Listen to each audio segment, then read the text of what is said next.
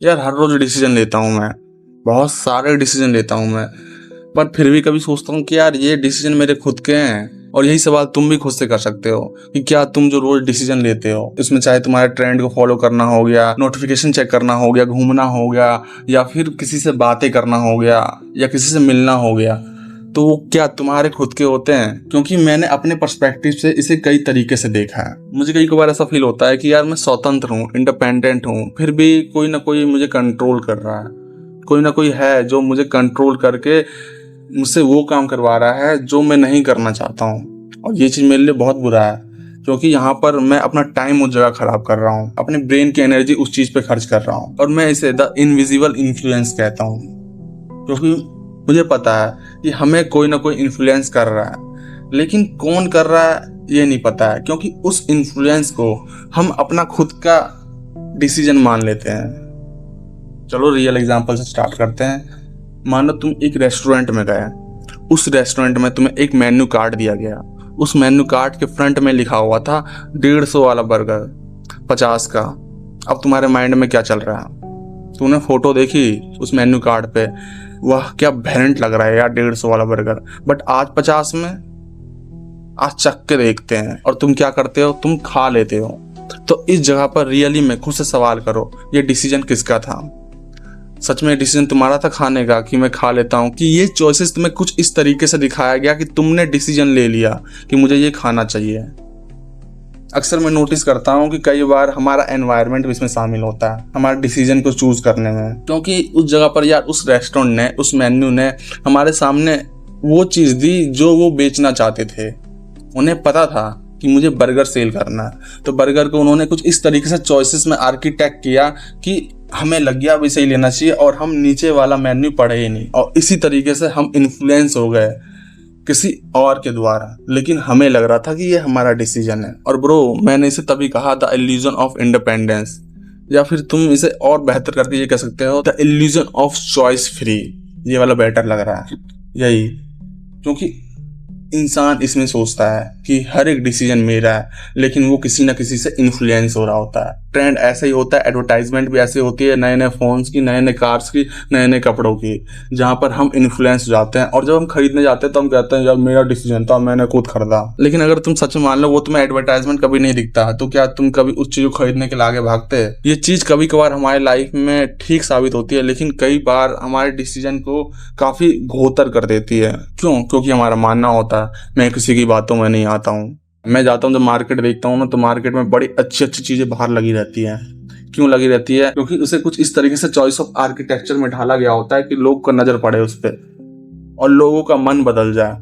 तुम्हें एक अच्छी चीज पसंद आई, मार्केट जाते जाते तुमने क्या किया, भाई ये चीज खरीदनी है।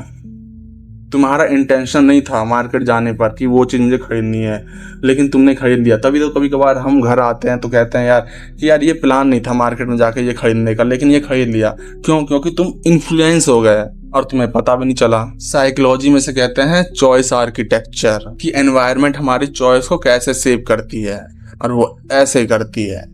तो जो तुम इस चीज़ पे डिपेंड हो गए और ये चीज़ तुम्हारा बायस ही बन गया, तो तुम्हारा डिसीजन खुद का कहाँ जाएगा? तुम यूट्यूब, इंस्टाग्राम, शॉपिंग, नोटिफिकेशन, इन सब चीज़ों को ब्लाइंडली फॉलो करने लगोगे। यूट्यूब पे फर्स्ट थंबनेल दिखेगा बेहतर, तुम उसे क्लिक कर दोगे, क्योंकि तुम्हें इतना एफर्ट नहीं लगाना है कि तुम कोई और सी वीडियो सर्च करके मंगा लो। चलो मैं फिर यहाँ बताता हूँ कि तुम्हारा खुद का डिसीजन होता क्या है। तो चलो मैं इसे भी रियल लाइफ एग्जाम्पल समझाना चाहता हूँ कि तुम्हें पानी पीना है। तुम जाते हो, गिलास उठाते हो, पानी भरते हो और पानी पी जाते हो। तो यहाँ पर नोटिस करना, यहाँ पर इंटेंशन भी तुम्हारा था, मूवमेंट भी तुम्हारा था, और रिजल्ट भी तुम्हारा था, और ये डिसीजन तुम्हारा था। क्योंकि यहाँ पर तुम्हें किसी ने फोर्सफुली ये नहीं बोला कि पानी पी ले। तुम्हारे सामने ऐसी रखी हुई नहीं थी कोई अच्छी सी ललचाई हुई पानी की बोतल कि तुम पीने लग जाओ, और अगर तुम पी लेते उस टाइम पे तो ये डिसीजन तुम्हारा नहीं कहलाता। लेकिन इस जगह पर तुमने खुद से बोला कि मुझे प्यास लग रहा है तो पानी पीना चाहिए। तो जब तुम्हारा इंटेंशन, तुम्हारा मूवमेंट और तुम्हारा रिजल्ट मैच करता है ना, तब वो डिसीजन तुम्हारा खुद का होता है। और ये सब चीज़ें तब नहीं होती है जब कोई हमें इन्फ्लुएंस कर रहा होता इनडायरेक्टली। मैं यहाँ मैनिपुलेशन की बात नहीं कर रहा हूँ। अब तुम इसे मैनिपुलेशन से मत जोड़ लेना कि यार कोई मैनिपुलेट भी कर लेता है, नहीं। ये एक नज है। नज का मतलब होता है कि बिना फोर्स के किसी इंसान को किसी पार्टिकुलर चीज की ओर हल्का सा धक्का देना, प्रोत्साहित करना। तो बस ये नज का इफेक्ट होता है हमारे अंदर। अच्छा ये बताओ, YouTube पर किसका ऑटो प्ले मोड ऑन है? यहाँ पर भी तुम चॉइस आर्किटेक्चर के शिकार हो जाते हो, क्योंकि यहाँ पर क्या होता है, यहाँ पर एक वीडियो प्ले होने के बाद ऑटोमेटिक दूसरी वीडियो प्ले हो जाती है, दूसरी वीडियो खत्म हो जाने के बाद तीसरी वीडियो प्ले हो जाती है, जो कि बाय डिफॉल्ट आता है। लेकिन तुम्हारा माइंड कभी ये नहीं कहता है कि इस बाय डिफॉल्ट सेटिंग को कभी ऑफ करते हैं। तो अब देखो, यहाँ पर मैं ये नहीं कहना चाहता हूँ कि इस चीज़ का कोई लिमिटेशन नहीं होता है, इस चीज़ का कोई अंत नहीं है, इस चीज़ का अंत है। लेकिन उन लोगों के लिए जो हाईली मोटिवेशन इंसान है, जो हाईली डिसिप्लिन इंसान है, डीप वैल्यू रखते हैं, स्ट्रॉन्ग बिलीव रखते हैं। तो इसका मतलब क्या, अब जो बाय डिफॉल्ट चीज़ें आती है तो ये हमें रोबोट बना देती है?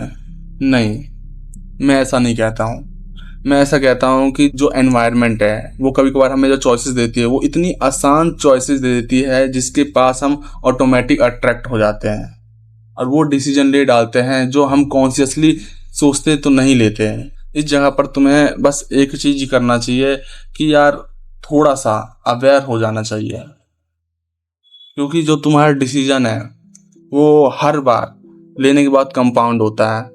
मैं ये नहीं कहूँगा कि उसके कॉन्सिक्वेंसेस कंपाउंड होते हैं, मैं कहना चाहता हूँ उसका नेचर, उसका बिलीफ कंपाउंड होता है। क्योंकि आज जिस तरीके से तुम डिसीजन ले रहे हो वही डिसीजन तुम्हारा कल को भी उसी तरीके से होगा।